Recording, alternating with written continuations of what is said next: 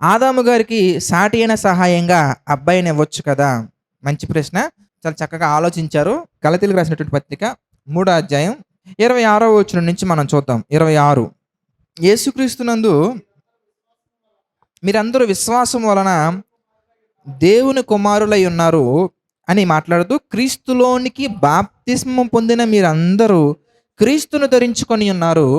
ఇందులో యూదుడని, గ్రీసు దేశస్థుడని లేదు, దాసుడని, స్వతంత్రుడని లేదు, పురుషుడని, స్త్రీ అని లేదు. యేసుక్రీస్తునందు మీరందరూ ఏకముగా ఉన్నారు. చూసారా ఎంత చక్కగా మాట్లాడుతున్నారో. ఇందులో పురుషుడని, స్త్రీ అని లేదు. క్రీస్తులోనికి బాప్తిసం పొందిన తర్వాత, అనగా క్రీస్తును సొంత రక్షకునిగా అంగీకరించిన తర్వాత, అనగా దేవుని యొద్దకు, దేవుని చెంతకు మనం చేరిన తర్వాత ఈ లింగ భేదం అనేది లేదు. అనగా అమ్మాయి, అబ్బాయి, అబ్బాయి ఎక్కువ బలం ఉంటది, అమ్మాయి తక్కువ బలం ఉంటది. ఇదంతా గూడా ప్రభువుని ఎప్పుడైతే మనం అంగీకరించామో, ప్రభువులోనికి మనం ఎప్పుడైతే వచ్చామో, అందులో ఇక నేషనాలిటీ అనేది లేదు. తర్వాత జెండర్ డిఫరెన్స్ లేదు. ఏదీ లేదు. మనందరం ఒకప్పుడు ప్రభువులోకి రాకముందు ఒక రకమైనటువంటి జీవితం జీవించేవాళ్ళం. ఆ పాత జీవితాన్ని దేవుడు తీసివేసి కొత్త జీవితంగా మార్చయ్యా అని మనం ఆయన్ని వేడుకొనగా, ఆయన యొద్దకు రాగా మనకొక నూతన జీవితాన్ని మనకు అనుగ్రహించారాయన. అందుకే కొత్తగా జన్మించితేనే గాని, నీటి మూలముగాను, ఆత్మ మూలముగాను కొత్తగా జన్మించితేనే గాని, అనగా మనం కొత్తగా జన్మించాం. నూతన జీవాన్ని మనం పొందుకున్నాం. నూతన సృష్టి. కనుక మనలో ఈ అమ్మాయి అని గాని, అబ్బాయి అని గాని ఈ భేదం అనేది లేదు. అయితే మరి దేవుడెందుకు ఒక స్త్రీ పాత్రను సృష్టించడం జరిగింది?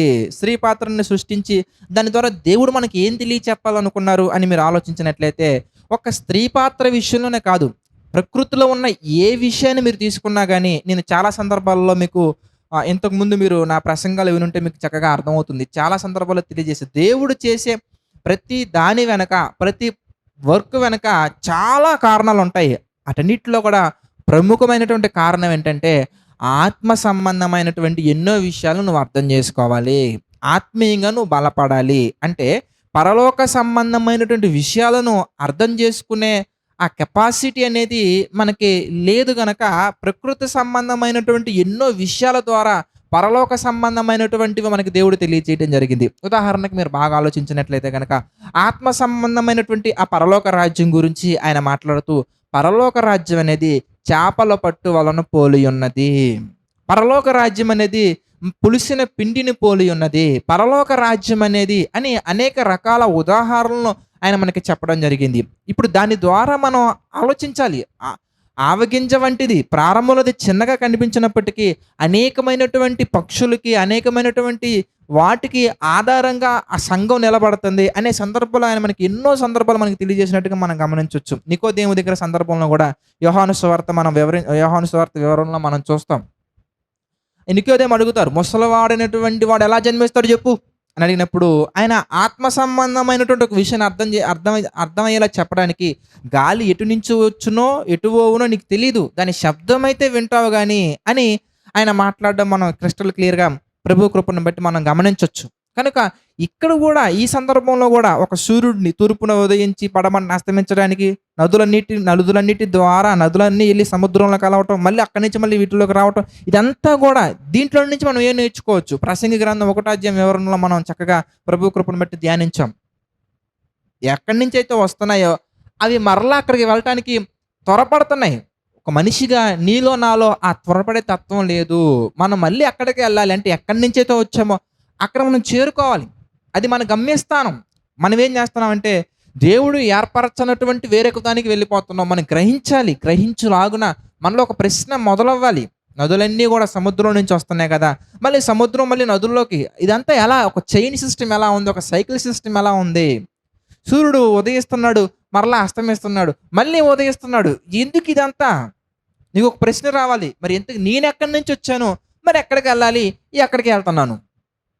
అనే ఒక ప్రశ్న మనకు రావాలి. దానికి సమాధానం నీకు అర్థం అవ్వాలంటే, ఇదిగో నీకు ఒక ఉదాహరణ నీ కళ్ళ ముందు ఉంచాలి. ఇగో దీని వల్లే, ఇదిగో ఇలాగా అని నీకు తెలియటం కొరకు ప్రకృతిలో ఎన్నో ఉదాహరణలు దేవుడు పెట్టడం మనం గమనించొచ్చు. ఆత్మ సంబంధమైన మన జీవితంలో ఎంతో మార్పులు రావడానికి ప్రకృతిలో ఎన్నో పాఠాలను, ఎన్నో విషయాలను దేవుడు మనకి పెట్టడం మనం గమనించొచ్చు. ఇక్కడ కూడా మనం ఆలోచించినట్లయితే, దేవునికి మనకి ఉన్నటువంటి ఆ అనుబంధాన్ని, దేవునికి మనకున్నటువంటి ఆ రిలేషన్‌ని లేదా దేవునికి మనకున్నటువంటి ఆ గ్రేట్‌నెస్, ఆ క్లోజ్‌నెస్‌ని మనకు అర్థమయ్యేలా చెప్పడానికి దేవుడు మాట్లాడినటువంటి కొన్ని సందర్భాలు మనం ఆలోచించినట్లయితే గనక ఆదికాండంలో రెండో అధ్యాయంలో మనం చూద్దాం. ఆదికాండము రెండో అధ్యాయం మనం చూస్తే ఆదికాండము రెండో అధ్యాయంలో 22 నుంచి మనం చూద్దాం. ఆదికాండము 2:22 నుంచి మనం చూస్తే గనక, తర్వాత దేవుడైన యెహోవా తాను ఆదాము నుండి తీసిన పక్కటెముకను స్త్రీనిగా నిర్మించి, ఆమెను ఆదాము నొద్దకు తీసుకొని వచ్చెను. అప్పుడు ఆదాము ఇట్లనెను, నా ఎముకలలో ఒక ఎముక, నా మాంసములో మాంసము, ఇది నరులో నుండి తీయబడిన గనుక నారి అనబడును. కాబట్టి పురుషుడు తన తండ్రిని, తల్లిని విడిచి తన భార్యని హత్తుకొనును, వారు ఏక శరీరమయ్యుందురు అని చాలా చక్కగా మాట్లాడుతున్నారు. అంటే ఏక శరీరం అవ్వాలి, అంటే ఏకముగా ఉండాలి అనే సబ్జెక్ట్ మనకు అర్థం అవ్వాలి. ఎందుకు అర్థం అవ్వాలి ఇంతకి? అంటే ఈ ఏక శరీరం అనే ఈ కాన్సెప్ట్‌ని దేవుడు ఎందుకు తీసుకొచ్చారు ఇంతకి? అనగానే దీనికి సంబంధించినటువంటి పూర్తి వివరణ మనకి ఎఫెసీయులకు రాసినటువంటి పత్రికలో పౌలు గారు ఎక్స్‌ప్లెయిన్ చేస్తారు. ఎఫెసీయులకు రాసినటువంటి పత్రిక మనం చూస్తే గనక 5వ అధ్యాయము 22వ వచనం నుంచి మనం చూద్దాం. అంటే ఈ భార్యాభర్తల సంబంధంలో నుంచి మనం ఏమి నేర్చుకోవాలి ఇంతకి అనగానే, మళ్ళీ మనం అలాంటి ఆలోచనలోకెళ్ళిపోయి అంటే దేవుడు భర్త, మనం భార్య కాబట్టి తాళి కట్టించుకుంటున్నాము, కాబట్టి రింగ్ తొడిగించుకుంటున్నాము, కాబట్టి ఇదంతా ఈ వొకాబులరీని మనం తీసుకెళ్ళి శరీర సంబంధమైన దీన్ని తీసుకెళ్ళి మనం అక్కడ తీసుకెళ్ళకూడదు. ఇందులో ఉన్నటువంటి ఆ డెప్త్ మనం ఆలోచించాలి. అందుకే కొంత ఇచ్చట, కొంత అచ్చట అని మాత్రమే కాకుండా దేవుడు ఎందుకు అలాగే రాయించారనే భావాన్ని కూడా మనం చూడాలి. ఇక్కడ మనం చూద్దాం ఎఫెసీ పత్రిక 5వ అధ్యాయము 22 నుంచి కనుక మనం జాగ్రత్తగా చదువుకుంటూ వస్తే, స్త్రీలారా ప్రభువునకు వలె మీ సొంత పురుషులకు లోబడి ఉండుడి. క్రీస్తు సంఘమునకు శిరస్సై ఉన్నలాగున పురుషుడు భార్యకు శిరస్సై ఉన్నాడు. క్రీస్తే క్రీస్తే శరీరమునకు రక్షకుడై ఉన్నాడు. సంఘము క్రీస్తునకు లోబడి ఉన్నట్టుగా భార్యలు కూడా ప్రతి విషయములోనూ తమ భర్తలకు లోబడవలెను. పురుషులారా మీరును మీ భార్యలను ప్రేమించుడి. అటువలే క్రీస్తు కూడా సంఘమును ప్రేమించి అది కలంకమైనను పరిశుద్ధమైనదిగాను, నిర్దోషమైనదిగాను, మహిమగల సంఘముగాను ఆయన తన ఎదుటి నిలవబెట్టుకొనవలెనని వాక్యముతో ఉదక స్నానము చేత దాన్ని పవిత్రపరిచి పరిశుద్ధపరచుటకే దాని కొరకు తను తాను అప్పగించుకొనెను.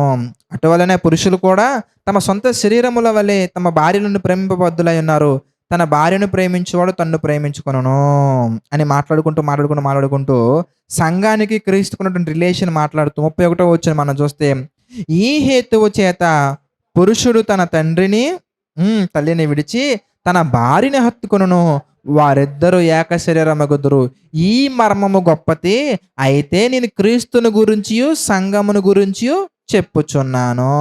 అంటే దేని గురించి మాట్లాడుతున్నటువంటి రిలేషన్ ఇంతకనగానే దేవునికి మనకున్నటువంటి రిలేషన్ గురించి ఈ ఈ ఈ డెప్త్ మనకు అర్థం అవ్వాలంటే గనక మన కళ్ళ ముందు కొన్ని రిలేషన్స్ ద్వారా ఆయన మనకి ఎక్స్‌ప్రెస్ చేయాలనుకుంటున్నారు. ఇప్పుడు తండ్రి అని అంటున్నాం మనం. అనగా తండ్రి యొక్క గొప్పతనాన్ని మనకి చూపిస్తూ, సమాజంలో చూపిస్తూ, ఇదిగో ఈ తండ్రే ఇలా ఉన్నారంటే పరసంబంధమైన తండ్రి ఇంకెంత గొప్పగా ఉంటారో మీకు తెలుసా?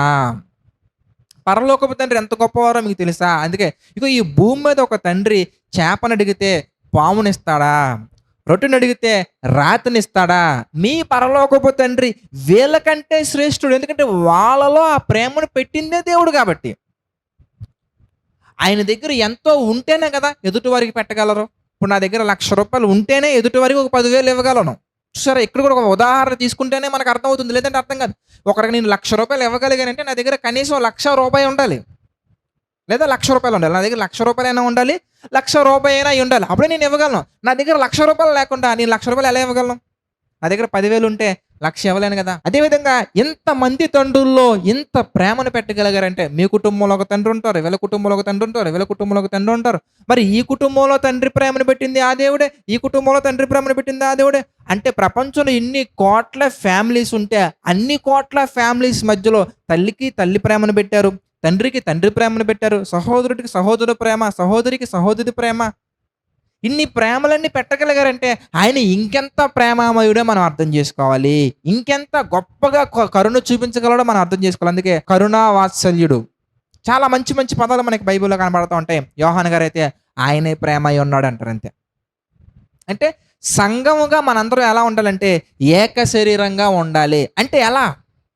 అంటే నీకు అర్థం అవ్వటానికి ఇదిగో భార్యాభర్తల సంబంధాన్ని మన కళ్ళ ముందు పెట్టారు. కనుక వాళ్ళిరువురు ఎలా ఏకంగా ఉండాలో, భార్యకంటూ కొన్ని ఆలోచనలుంటాయి, భర్తకంటూ కొన్ని ఆలోచనలుంటాయి. కానీ వారు ఇరువురు కలిస్తేనే కుటుంబం ముందుకెళ్తది.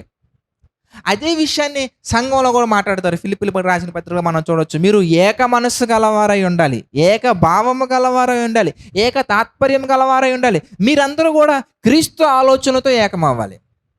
అంటే ఏక మనస్సు, ఏక భావము, ఒకే ప్రేమ, ఒకే మనస్సు, ఒకే స్వభావము. అంటే మనకి క్రీస్తులో మనం ఎలా ఉండాలనే విషయాన్ని అర్థం అవ్వటానికి వన్ ఆఫ్ ద రీజన్ కింద ఇదిగో ఈ సంబంధాలను దేవుడు పెట్టడం అనేది మనకి కనబడుతున్నట్టుగా మన బైబిల్‌లో చూడొచ్చు. ఇంకా చాలా కారణాలున్నాయి. మెయిన్‌గా మనకు కనబడుతున్నటువంటి కారణం అయితే గనక ఇదిగో ఏక శరీరంగా దేవుడు ఉంచాలనుకున్నారు. దేనికై అనగానే పరసంబంధమైనటువంటి ఏకతత్వం, ఏక మనస్తత్వం, ఏక తాత్పర్యము, ఏక భావము ఇవన్నీ మనకు అర్థం అవ్వాలి గనక అన్నిటిలో కూడా మేలైనటువంటిది ఇదని దేవుడు భావించారు గనక ఇలా చేయటం అనేది జరిగింది.